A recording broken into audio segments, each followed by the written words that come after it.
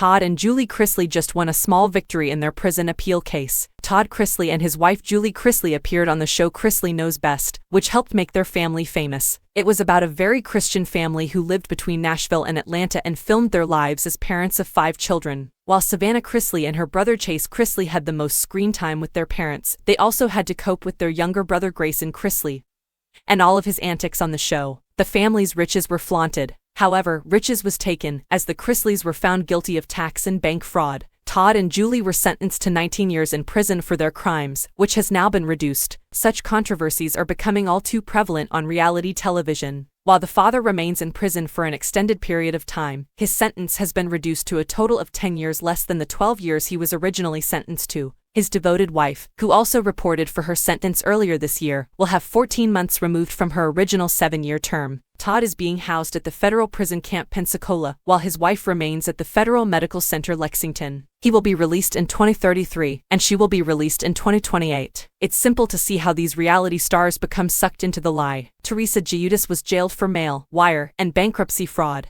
Mike the Situation Sorrentino pleaded guilty to tax evasion in 2018. The Chrisleys went out of their way to display wealth that they did not possess, which culminated in their prison sentence. The Chrisleys have maintained their innocence and are adamant about appealing their case. They earlier issued a statement on the subject through their counsel, and it appears that they were partially successful in obtaining lower penalties. The discredited reality stars are still supported by their children. When discussing their sentences, their son Chase made it obvious that they were not receiving special care and that the facilities they were in were terrible. They are hanging in there. It is a terrible situation, he told Extra. The conditions are awful, and if you read all these headlines they say the polar opposite. But it is not the truth, and we're going to be spreading a lot of awareness to that as well. Their daughter Savannah is hopeful for her parents and has explored the appeals process. I know that they're going through what they're going through for us to make a difference, for us to make a change, she added in a podcast interview, because whether this appeal works or not, they're still coming out with a story.